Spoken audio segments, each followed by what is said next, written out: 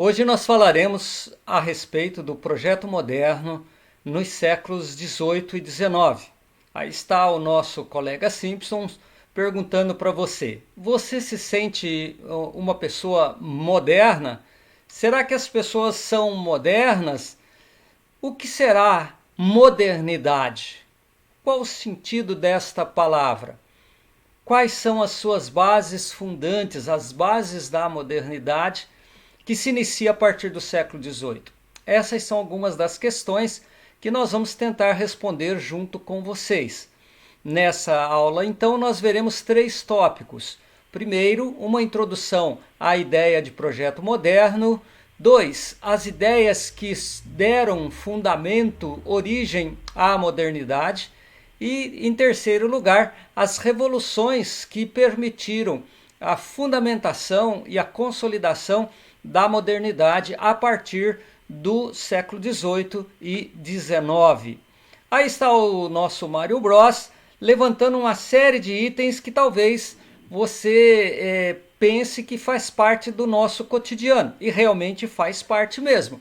As ideias de racionalismo, de liberalismo político, do homem como senhor de sua própria história e assim por diante, juntamente com os outros termos que estão aí, são todos termos que nós compartilhamos hoje em dia no século XXI. No entanto, o nosso Mário Bros lembra-nos que estas ideias nasceram com os precursores da modernidade. Por exemplo, o racionalismo teria principiado com o pensamento de René Descartes, lá no século XVI. A ideia de liberalismo político, entre outros, surgido com a visão e o pensamento de John Locke, e assim sucessivamente, até chegarmos aí no último nome, o Augusto Comte, que é o pai do positivismo, com a ideia de ordem e progresso na sociedade cujo modo de produção é o modo de produção capitalista. Portanto, é necessário que primeiramente a gente marque com vocês a ideia central da sociedade moderna no século XVIII e XIX, qual seja o surgimento de um novo modo de produção, um modo de produção capitalista. Na verdade, a ideia é que nós seríamos mais felizes, mais prósperos, mais fraternos, teríamos maior liberdade com as revoluções do século XVIII e XIX. Mas o nosso Mário Bros pergunta se os séculos XVIII e XIX prometeram essa felicidade, prosperidade, igualdade e tudo mais, se elas verdadeiramente alcançaram. Será que o projeto moderno que prometeu felicidade e liberdade para nós, será que foi cumprida essas promessas? Bem, você sabia que existe diferença entre o conceito histórico e sociológico de modernidade? Pois é, existe mesmo. O conceito histórico nos remete a uma ideia cronológica, a ideia de que modernidade ou idade moderna é um período que vai de 1453, a tomada de Constantinopla, até 1789, data da Revolução Francesa. No entanto, o conceito sociológico de modernidade ele não está atrelado necessariamente a um período cronológico ou a eventos históricos sucedidos linearmente. Antes, a modernidade para a sociologia está muito mais ligada à ideia da construção de uma nova ordem social baseada em alguns princípios que nós iremos estudar mais à frente, como a globalização, a urbanização, a industrialização e assim sucessivamente. Nós iremos nesse estudo trabalharmos com o segundo conceito, tá? O conceito de modernidade segundo a sociologia. Muito bem, vocês têm aí um grande filósofo do século XX chamado Michel Foucault. Tá? Michel Foucault ele fazia uma afirmação. Ele dizia que antes do fim do século XVIII o homem não existia. Bom, o que Michel Foucault está querendo dizer? Bom, na verdade, ele está querendo dizer o seguinte, que desde o início do Renascimento, já lá com Leonardo da Vinci, quando ele constrói, o homem vitruviano, você está vendo aí, o homem vitruviano, a ideia de um homem matematicamente perfeito. E o Foucault diz que esse imaginário renascentista de um homem perfeito irá alcançar o seu ápice, né, justamente no século XVIII, quando aparece a figura do burguês capitalista como a imagem do homem civilizado. Portanto, na visão de Anthony Giddens, os séculos XVIII e XIX nada mais representam do que o surgimento do novo homem vitruviano, né? Do homem moderno, um tipo de pessoa civilizada que substitui, né, um tipo de certeza religiosa pela ideia da certeza baseada nos sentidos, na observação empírica, na ciência e na tecnologia. Portanto, o Anthony Giddens nos ensina que ser moderno significa estar inserido neste novo mundo de ver, de fazer e de sentir as coisas a partir de critérios racionais e fincados na ciência e na tecnologia. Muito bem. Seguindo adiante o nosso raciocínio, poderíamos perguntar então que ideias consolidaram então a modernidade ou as ideias fundantes da modernidade. E certamente três grandes ideias se destacam: o Renascimento, no período aí do século XV até o século XVII, o Iluminismo, do século XVIII, XVII, XVIII, e o Positivismo, finalmente, do século XIX em diante. Bem, esses três marcos históricos são importantes. O Renascimento nos traz novos valores, como o antropocentrismo, a ideia da civilização baseada no leigo, não mais na igreja, né? E a ideia do individualismo. Bem, este quadro que você está vendo agora, ele é um quadro que foi pintado já há muito tempo. Não sei se você conhece esse quadro. Quem foi que mandou pintar esse quadro e por que ele foi encomendado? Na verdade, se você não se lembra, esse quadro é chamado A Lição de Anatomia do Dr. Nicolas Tulpe. Foi pintado por Rembrandt em 1632, por pedido da burguesia, da classe médica burguesa da época, tá bem? E justamente eles queriam, com esta figura, com este quadro, fixar alguns patamares. Por exemplo, fixar a burguesia liberal no controle, no poder, né? E para isso eles pagaram o Rembrandt para fazer esse quadro aí, para eternizar a riqueza da classe burguesa médica e o conhecimento científico que eles possuíam. Portanto, esse quadro, que é renascentista, permite a compreensão justamente dessa época, a época em que uma classe privilegiada assume o poder, né, e propõe reflexões novas baseadas na ciência, na tecnologia, no conhecimento, para muito além daquele tipo de conhecimento que houvera na Idade Média. Portanto, o quadro Lição de Anatomia do Rembrandt significa o desejo que essa classe burguesa tinha de não só se perpetuar no poder, mas como fazer do conhecimento a base da estrutura do ser humano e da sua condição humana, né? E a partir daí construir uma nova sociedade. A segunda grande ideia construtora da modernidade é o iluminismo, tá bem? Ele vai criar uma nova ordem social. E ideias como o liberalismo político, econômico, o racionalismo, o contratualismo, lembrando aí o contratualismo, Jean-Jacques Rousseau, né, no seu livro Do Contrato Social, né, traz exatamente uma ideia profunda do que é o iluminismo, essa nova proposta de uma ordem social, baseada na liberdade, na igualdade, na fraternidade, na propriedade privada, bem como no mercado, na ciência, na razão, contra o absolutismo. Nós temos aí como marcos do iluminismo, então, aí a Revolução Francesa, a Revolução Norte-Americana e também aqui no Brasil, a Inconfidência Mineira, tá bem? E o último dos três grandes pensamentos que foram fundantes da modernidade, o positivismo de Auguste Comte, que vai trazer, finalmente, consolidando uma nova atitude, né, uma atitude pró-ciência, pró-capitalismo, tá? Uma forma de pensar o mundo pautada nos princípios da ciência e tecnologia.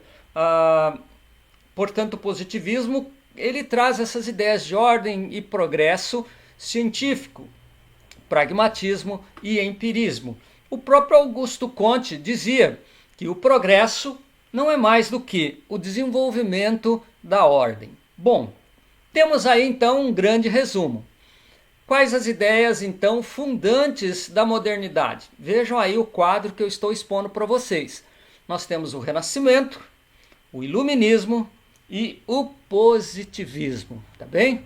Essas três constituem as principais ideias fundantes da modernidade, que prometeu liberdade, igualdade, justiça social, democracia e etc. Cabe então perguntarmos a você, será que nós alcançamos essa sociedade livre, feliz, autônoma e democrática? Nos tornamos uma sociedade humanizada, uma sociedade livre e autônoma? É uma pergunta que vale a pena a gente pensar. Bom, na sequência, nós vamos ver então as revoluções que ajudaram a fundar esse novo modelo de sociedade chamada modernidade. Nós temos então três grandes revoluções a destacar conforme o pensamento de Carlos Benedito Martins em seu livrinho O que é Sociologia. Ele nos aponta então três grandes revoluções: a Revolução Cognitiva, a Revolução Industrial e a Revolução Francesa. Como vocês podem perceber aí, né? Essas três revoluções foram fundamentais para consolidar a forma, né, na qual a sociedade iria caminhar no modo de produção capitalista. A Revolução Cognitiva ou do Pensamento constituiu uma nova ordem ideológica e a ideia de acumulação de informação. É aí que começa a ideia de era da informação. A Revolução Industrial é uma nova ordem econômica nascendo a partir do capitalismo, tá?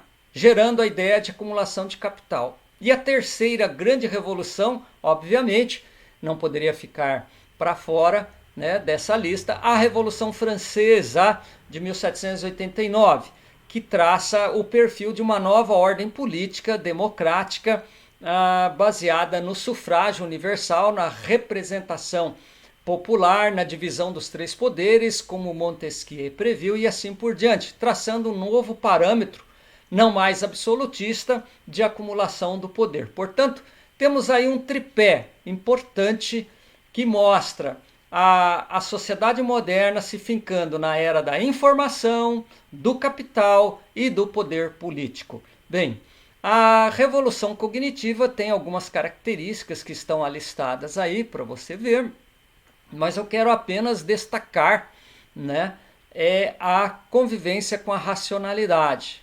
Se hoje nós exigimos racionalidade nas coisas, é justamente em face dessa revolução cognitiva.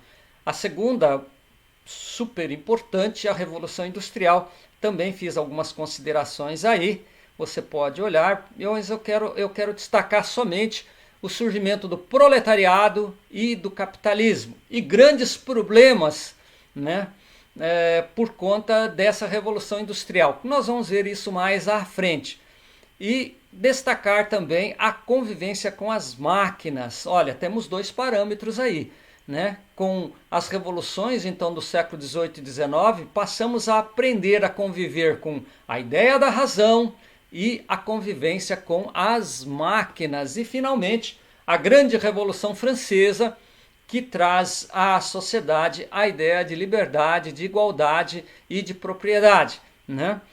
Aqui também vários destaques aí, como o fim da monarquia absolutista, e eu quero somente enfatizar a convivência com a democracia, com o voto, né, com a ideia de cidadão representado politicamente. Portanto, observem aí no quadro, com bastante atenção, que nós temos três elementos importantes que vão ser herdados pela sociedade do século XX e do século XXI, que é a ideia de racionalidade, a ideia de convivência com as máquinas como alguma coisa natural e a ideia de democracia, de liberdade política. Bem, diante dessa sociedade nova, surge a preocupação de entender cientificamente esta sociedade.